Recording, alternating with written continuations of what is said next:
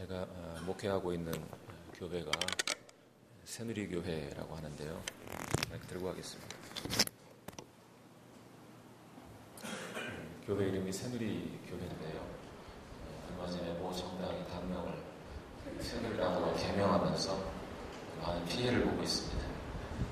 가끔 새신자들이 새누리당하고 무슨 관계가 있습니까? 이렇게 묻는 분들이 있습니다. 연세가 많은 분들은 은근히 좋아하는 분도 계신데, 젊은 사람들이 많은 교회인데 새누리당하고 무슨 관계 있으면 등록 안 하려고 그럽니다. 이렇게 말씀하시는 분도 간혹 있습니다. 새누리당하고는 아무 관계 없습니다. 저희가 훨씬 먼저 이름을 세우겠습니다. 요한복음을 읽다 보면 예수님을 가장 강력하게 반대하고 핍박한 세력이 유대교의 종교 지도자들이었던 것을 알 수 있습니다. 구약 성경을 믿는 사람들입니다. 구약 성경의 약속에 따라서 메시아를 기다리던 사람들입니다. 그런데 막상 참된 메시아가 오시자 예수님을 거부했습니다. 도대체 문제가 무엇일까요? 로마 가톨릭이 극도로 타락했던 중세기 교회를 한번 생각해 보시기 바랍니다. 당시에도 하나님의 뜻에 가장 잘 순종해야 할 성직자들이 오히려 하나님의 뜻에 반대되는 행동을 했습니다. 세상의 물질에 얽매이지 말아야 할 성직자들이 가장 탐욕적인 삶을 살았습니다. 한때 교황의 권력은 로마 황제의 권력을 앞지를 정도로 당시 성직자들은 권력을 탐했습니다. 도대체 무엇이 문제일까요? 오늘날도 역시 교회를 어지럽히는 사람들은 타락한 성직자들입니다. 현재 한국의 개신교도 이런 문제에서 자유롭지 못합니다. 많은 목회자들이 돈과 권력에 굴복한 채 세속적인 삶을 추구합니다. 가장 예수님의 삶을 가깝게 닮아야 할 목회자들이 오히려 예수님의 삶과 반대되는 길을 걷는 경우가 허다합니다. 도대체 문제가 무엇일까요? 제가 인용한 이 세 그룹의 문제점은 무엇일까요? 예수님 당시에 유대교의 종교 지도자들과 또 중세기 로마 가톨릭의 사제들과 또 현대 개신교의 목회자들이 가지고 있는 공통점은 무엇일까요? 이 세 그룹의 가장 분명한 공통점은 이들은 모두 종교인이었다는 사실입니다. 물론 저는 모든 사람이 다 그렇다고 생각하지는 않습니다. 모든 유대교의 지도자들, 모든 로마 가톨릭의 사제들, 모든 개신교의 목회자들이 다 그렇다고 생각하지 않습니다. 그렇지만 그들 가운데 상당수가, 이제는 일부가 아니라 상당수가 그런 종교인의 범주에 머물러 있는 것으로 보이는 것이 사실입니다. 그렇다면 종교인이란 과연 누굴까요? 넓은 의미로 말하면 종교단체에 소속돼서 활동하는 사람은 누구나 다 종교인입니다. 어느 종교에 종사하든지 그 종교에 관련된 일을 하고 있으면 다 종교인입니다. 그러나 제가 말씀드리는 종교인은 그런 의미가 아닙니다. 때로 목사님들께서 이렇게 말씀하실 때가 있습니다. 여러분 종교인 되지 말고 신앙인 되십시오. 그렇게 말할 때 종교인이란 과연 어떤 사람들을 가리킬까요? 종교인 되지 말고 신앙인 되라고 말할 때 그 의미는 제도화된 종교에 소속된 사람이 되지 말고 하나님과 생명력 있는 관계를 가지고 살아가는 참된 신앙인이 되라, 그런 말씀일 것입니다. 생명력 있는 신앙인이 아닌 제도화된 종교인이 끼치는 해악은 이루 말할 수가 없습니다. 예수님은 그런 사람들을 가리켜서 천국문을 가로막고 자신도 들어가지 못하고 남도 들어가지 못하게 막는 사람들이라고 말씀하셨습니다. 사실 그 말은 굉장히 무서운 책망이죠. 일평생 종교인으로 살았는데 막상 자신도 천국에 들어가지 못하고 남도 천국에 들어가지 못하도록 막는 생애를 살았다면 얼마나 안타까운 일이겠습니까? 그러므로 우리는 제도화된 종교인을 넘어서 생명력 있는 신앙인이 되기 위해 살아야 할 것입니다. 그렇다면 제도화된 종교인을 넘어서 생명력 있는 신앙인이 되기 위해서는 어떻게 살아야 되겠습니까? 첫째, 제도화된 종교인을 넘어서 생명력 있는 신앙인이 되려면 제도적 종교인들이 가지고 있는 오만과 편견을 버려야 합니다. 본문 14절 말씀을 보시면 명절 중간에 예수님께서 성전에 올라가서 가르쳤다고 했습니다.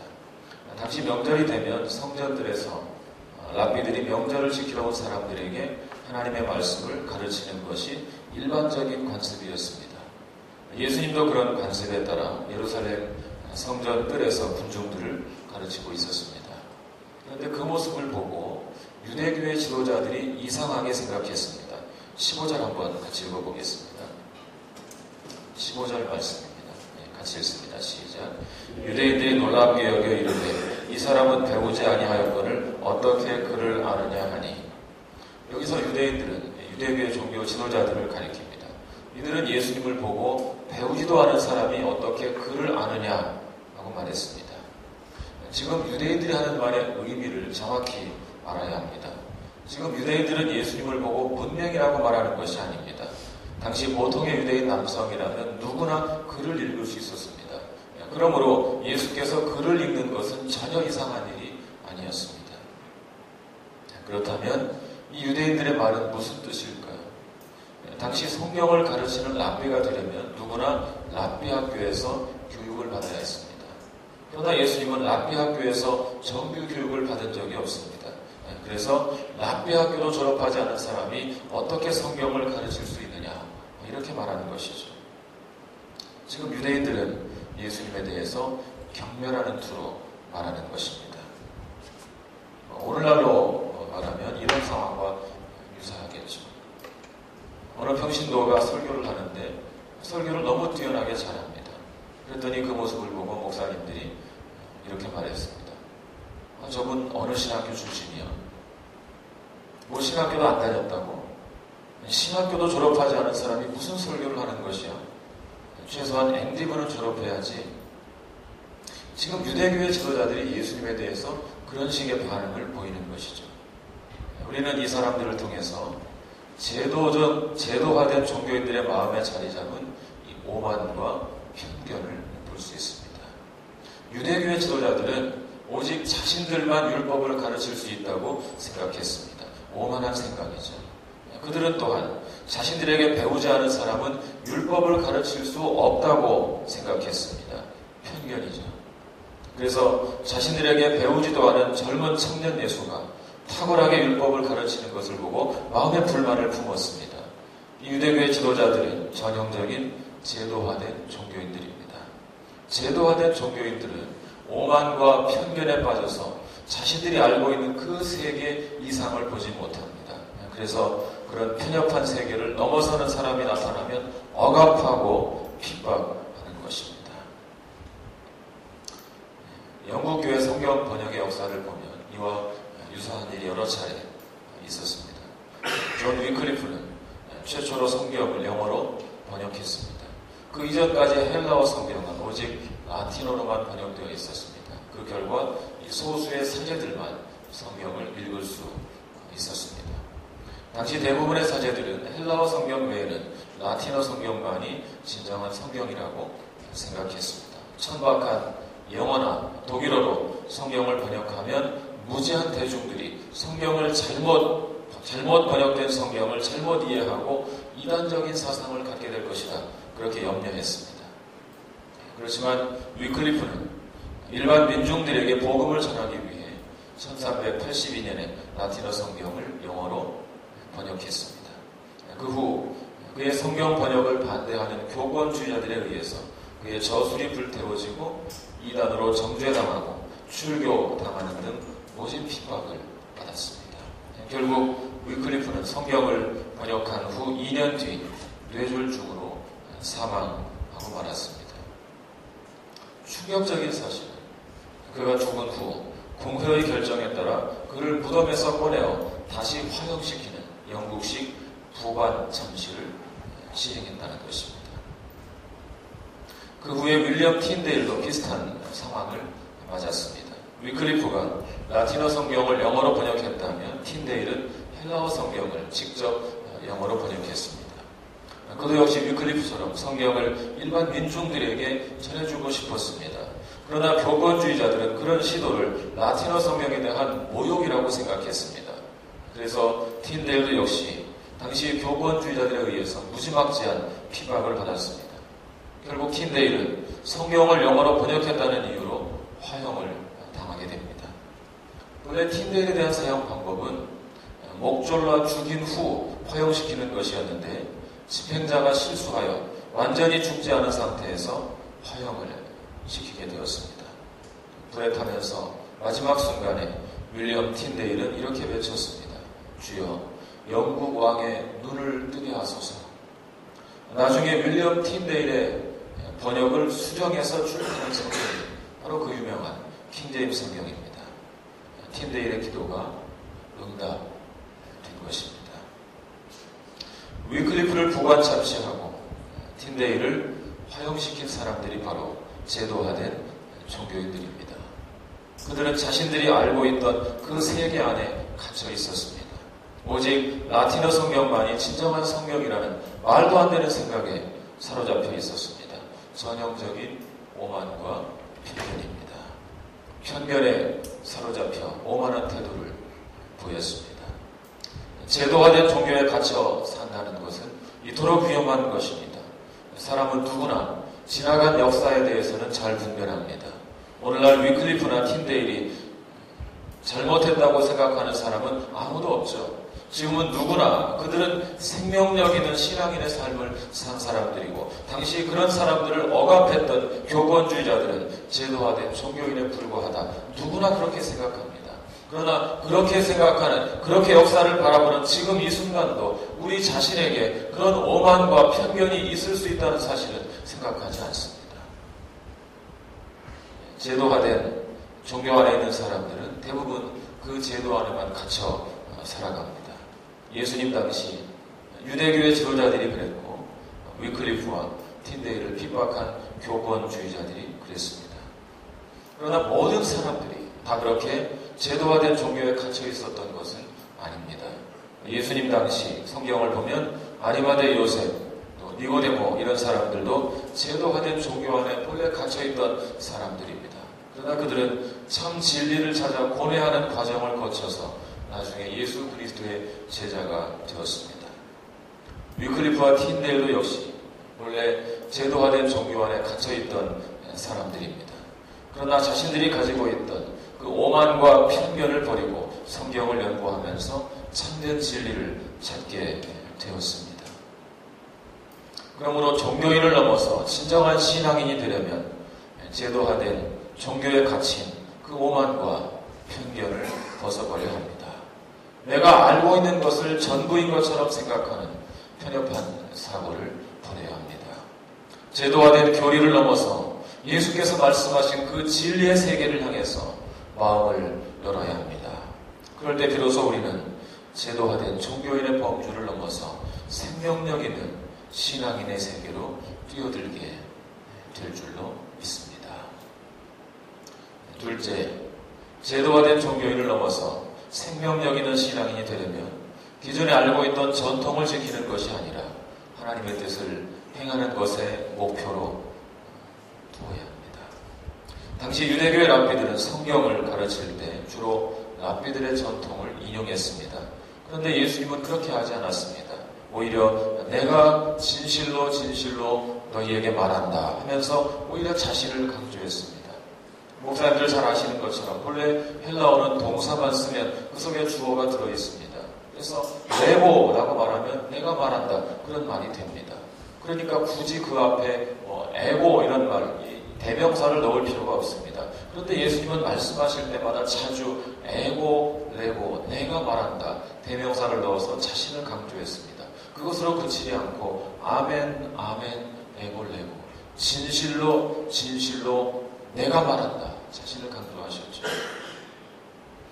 그런 모습을 보고 유대교의 랍비들은 예수님을 오만하다고 생각했습니다. 그런 도전에 대해서 예수님께서 답변하신 말씀이 바로 16절입니다. 16절 같이 읽어볼까요? 16절입니다. 같이 읽습니다. 시작. 예수께서 대답하여 이르시되 내 교훈은 내 것이 아니요 나를 보내신 이의 것이니라. 다른 랍비들이 선배 랍비들에게 배웠다면 예수님은 하나님께 직접 배웠습니다. 내 교훈은 내 것이 아니요 나를 보내신 이의 것이다. 나를 보내신 이는 하나님을 가리키죠. 예수님은 지금 하나님의 말씀을 전하고 있습니다.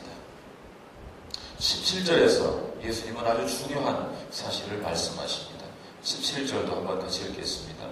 시작. 사람이 하나님의 뜻을 행하려 하면 이 교훈이 하나님께로부터 왔는지 내가 스스로 말함인지 알리라. 예수님께서 자신의 말이 하나님께로부터 나온 것이라고 주장해도 유대교의 지도자들은 전혀 이해하지 못합니다. 그런데 예수님께서 이 말씀을 하셨습니다. 너희가 만약 하나님의 뜻을 행하려고 하는 마음을 가지고 있다면 내가 하는 말이 하나님께로부터 나온 말인지 아닌지 알 것이다. 어떻게 생각하면 좀 이상한 말이죠. 우리는 대체로 먼저 하나님의 뜻이라는 사실을 알아야 하나님의 뜻을 행하고 싶은 마음이 생길 것이다. 이렇게 생각하죠. 예수님은 반대로 말씀하셨어요. 만일 너희가 하나님의 뜻을 행하려는 마음을 가지고 있다면 내 말이 하나님의 말씀인지 아닌지 알 것이다. 정말 그럴까요? 정말로 먼저 마음이 있어야 말씀을 바르게 깨달을 수 있을까요?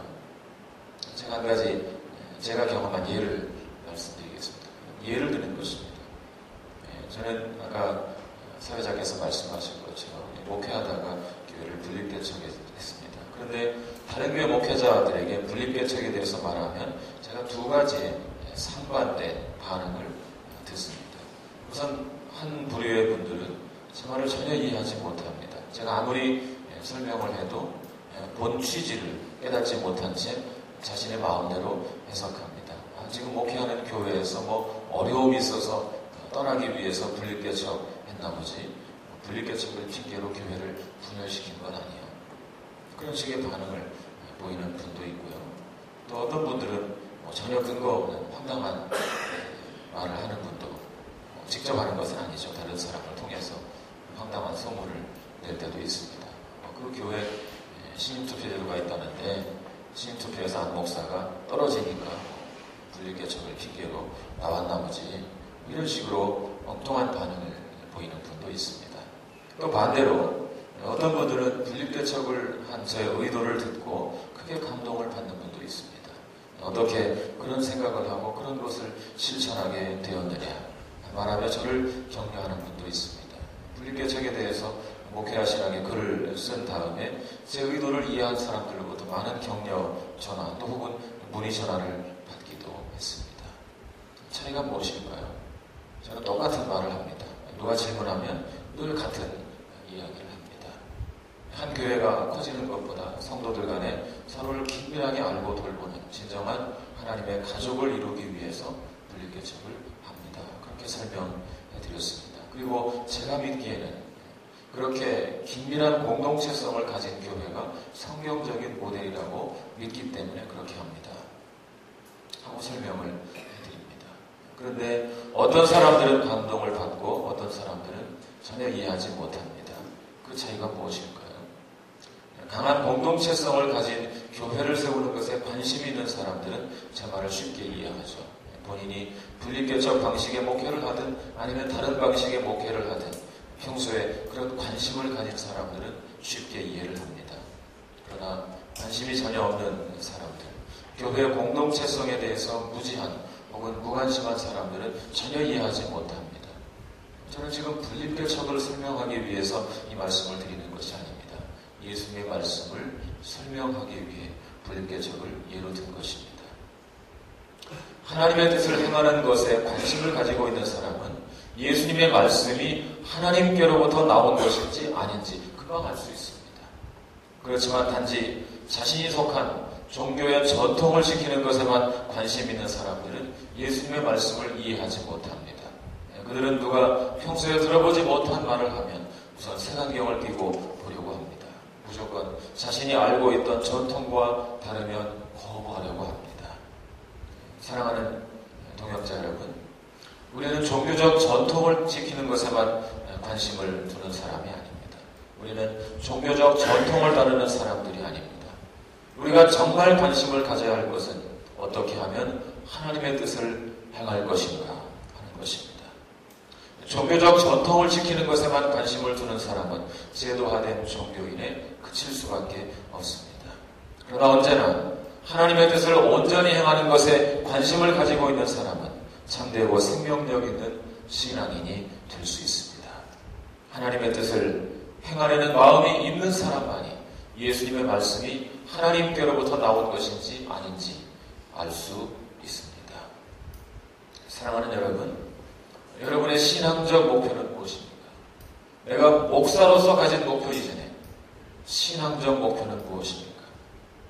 내가 알고 있는 범위 내에서 적당히 유지하는 것입니까? 내가 전에 배운 대로 적당히 계명을 지키며 사는 것입니까? 내가 속한 교파 안에서, 내가 속한 교단 안에서 그냥 그 전통을 잘 지키며 사는 것입니까? 만약 그렇게 생각하신다면 어쩌면 우리도 역시 종교인에 그칠 가능성이 높습니다. 목사라고 해서 저절로 참된 신앙인이 되는 것은 아닙니다. 어제 이만영 교수님 말씀을 듣고 많은 생각을 하게 됐습니다. 한국교회 대다수의 목사들이 무신론자이다. 어느 철학 교수가 한 말을 인용해서 그렇게 말씀하셨죠. 몇 퍼센트일지 알 수 없죠. 그렇지만 그런 사람들이 많을 것이다. 그 말에는 공감했습니다. 왜냐하면 그렇지 않다면 지금처럼 살 수는 없는 것이죠. 정말로 이 땅의 삶과 다음 세상의 삶을 온전히 주관하시고 심판하시는 하나님이 계시다고 믿는다면 그렇게 금권 선거, 권력을 추구하고 그렇게 살 수는 없는 것이죠. 아무렇지도 않은 듯이 돈 쓴 적 없다고 그렇게 말할 수는 없는 것이죠. 수많은 증거가 있는데 수많은 사람들이 증언하고 있음에도 불구하고 그렇게 당당하게 거짓말을 할 수는 없는 것이죠. 저는 어쩌면 목사야말로 참된 신앙이 되기가 참 어려운 직업이다. 그런 생각이 들 때도 있습니다. 진정한 신앙인이 되려면 하나님의 뜻을 행하는 것에 목표를, 인생의 목표를 두어야 합니다. 예수님은 하나님의 뜻을 행하기 위해 이 땅에 오셨습니다. 그러므로 하나님의 뜻을 행하고자 하는 사람은 예수님의 말씀을 듣게 됩니다. 깨닫게 됩니다. 예수님의 말씀을 깨닫는 자가 예수님을 진정으로 믿을 수 있습니다. 그리고 그런 사람이 제도화된 종교인의 한계를 넘어서 진정으로 생명력 있는 신앙인으로 변화될 수 있습니다. 셋째, 제도화된 종교인을 넘어서 생명력 있는 신앙인이 되려면 사람의 영광이 아니라 하나님의 영광을 추구하며 살아야 합니다. 제도화된 종교 안에 머물러 있는 사람은 그 종교를 통해서 특권을 누리기를 좋아합니다. 당시 유대교의 종교 지도자들은 유대교라는 제도화된 종교 안에서 온갖 특권을 누리며 살았습니다. 입술로는 늘 하나님의 영광을 외치지만 그들의 관심은 하나님의 영광이 아니라 유대교의 영광이고 유대교 지도자들의 영광입니다. 그들은 그런 기득권을 지키기 위해서 반대파들을 늘 제거했습니다. 이런 제도화된 종교의 문제점은 중세기 사제들에 의해서 더욱 분명하게 드러납니다. 중세기의 교황을 중심으로 한 로마 가톨릭의 사제들은 이 세상에서 누릴 수 있는 모든 영화를 다 누렸습니다. 그들의 관심은 자기들이 신봉하는 종교가 주는 기득권을 지키는 것입니다. 그래서 누군가 그런 종교적 권위에 도전하면 용서하지 않았습니다. 왜 그렇게 반대파들을 억압했을까요? 자신들의 영광을 잃지 않기 위해서죠. 존 위클리프가 교황의 권위에 도전했을 때, 마르틴 루터가 교황의 권위에 도전했을 때, 윌리엄 틴데일이 교황의 권위에 도전했을 때 그들은 하나님의 이름을 빙자해서 개혁가들을 핍박했습니다. 비록 입술로는 하나님의 영광을 말했지만 그들의 관심은 하나님의 영광이 아니죠. 우리가 지금은 다 알고 있지 않습니까? 자기들의 영광을 위해서죠. 그렇게 제도화된 종교 내에서 기득권을 지키고 자기의 영광을 추구하는 사람들은 종교인에 불과합니다. 그런 사람들은 생명력 있는 신앙인이 아닙니다. 오직 하나님의 영광을 추구하는 사람만이 진정으로 생명력 있는 신앙인이 될 수 있습니다. 18절 같이 보겠습니다. 18절입니다. 시작. 스스로 말하는 자는 자기 영광만 구하되 보내신 이 영광을 구하는 자는 참되니 그 속에 불의가 없느니라. 유대인들은 예수님을 향하여 자기 스스로 자기 말을 한다고 비난했습니다. 그런데 예수님께서 이렇게 답변하셨습니다. 스스로 말하는 자는 자기 영광을 구할 것이다. 그러나 나는 나의 영광을 구하지 않는다. 나는 나를 보내신 하나님의 영광을 추구한다. 그러므로 나는 불의한 자가 아니다. 누가 불의한 자일까요? 자기 영광을 구하는 자가 불의한 자죠. 예수님의 형제들은 어느 날 예수님에게 예루살렘에 가서 기적을 행하라고 요구했습니다. 예수님이 갈릴리 지역에서 주변의 땅을 다니면서 수많은 병자들을 고치는 놀라운 이적을 행했기 때문에 예루살렘에 가서 그런 이적을 좀 행해라. 그러면 당장에 주목받고 인기를 끌 것이 아니냐. 만약 예수님이 자신의 영광을 추구하는 분이었다면 예수님은 예루살렘에 가서도 기적을 행했을 것입니다. 그런데 예수님께서 예루살렘 성전에 가서 하신 일은 기적이 아니고 말씀을 가르치는 일이었습니다. 다른 곳에서 수많은 기적을 행하신 분이 막상 예루살렘 성전에 가서는 말씀을 가르치셨습니다. 만약 예수님이 자신의 영광을 추구하는 분이었다면 기적을 행했겠죠. 그러나 그분은 자기 영광이 아니라 하나님의 영광을 추구하기 때문에 예루살렘 성전에 가서는 말씀을 전하셨습니다. 이단 종파의 교주들을 보십시오. 그들은 한결같이 자기 영광을 추구합니다. 단순합니다. 그러므로 그들은 불의한 자입니다. 그들은 결국 사이비 종교인에 불과합니다. 그런데 더 심각한 문제는 정통 교회 안에도 그런 사람들이 얼마든지 많이 있다는 것입니다. 하나님의 영광이 아니라 자기 영광을 추구하는 사람들입니다. 이 말씀에 따르면 그런 사람들은 결국 제도화된 종교인에 불과할 뿐 진정한 신앙인이 아닙니다. 제 말이 아니고 하나님의 말씀입니다. 사랑하는 동역자 여러분, 종교 안에 머물러 있는 것으로 만족하지 마십시오. 제도화된 종교 안에 머물러 있는 종교인 된 것으로 만족하지 마십시오. 제도화된 종교는 사람의 삶을 변화시키는 능력이 없습니다. 왜 지금 우리 한국교회가 이토록 무기력할까요?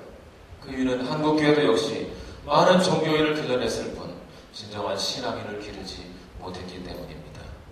우리는 그동안 주로 사람들을 기독교로 개종시키는 것에 초점을 두었습니다. 사람들에게 교회로 나오라고 말하고 열심히 교회에 출석하고 열심히 교회 안에서 봉사하면 집사, 장로를 세우고 그것으로 만족했습니다. 그들이 일상의 삶에서 일주일 동안 직장에서 회사에서 사업체에서 어떻게 사는지 크게 관심을 두지 않았습니다. 그저 교회에 출석하면 그것으로 만족했습니다. 그것은 개종이죠.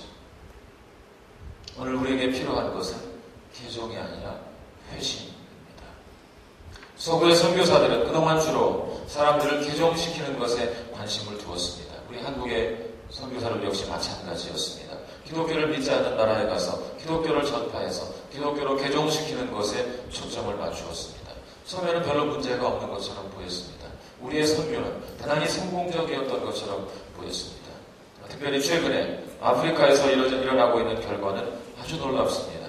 아프리카의 여러 나라들에서 전 국민의 절반 이상의 기독교로 개종하는 역사가 일어나고 있습니다. 그런데 요즘 깨어있는 선교학자들이 아프리카의 기독교 선교 문제를 두고 많이 고민을 합니다.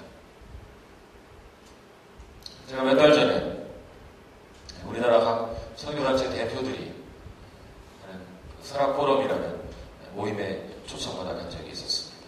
그곳에서 많은 선교단체 대표들이 고민하고 있는 것이 바로 그 문제였습니다.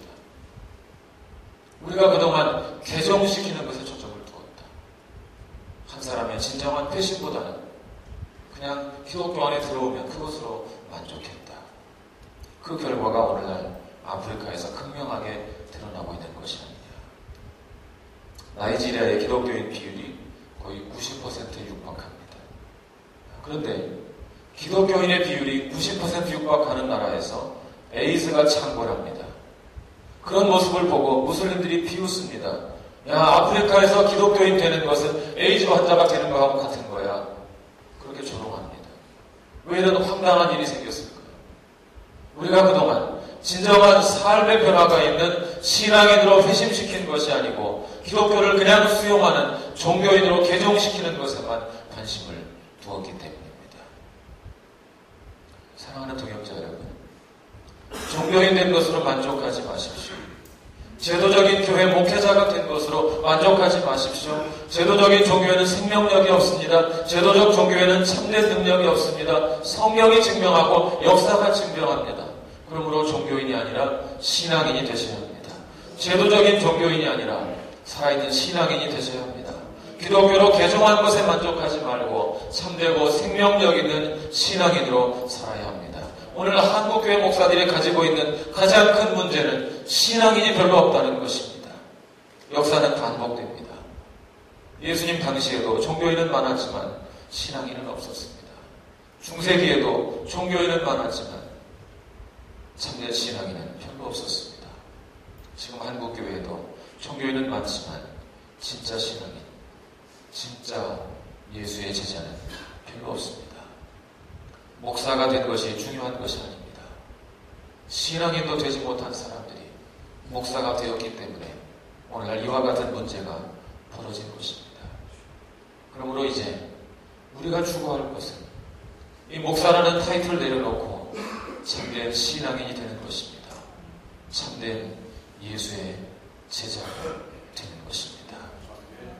종교인이 오만과 편견에 사로잡힌 사람이라면 신앙인은 하나님 앞에서 자기를 낮추는 겸손한 사람입니다.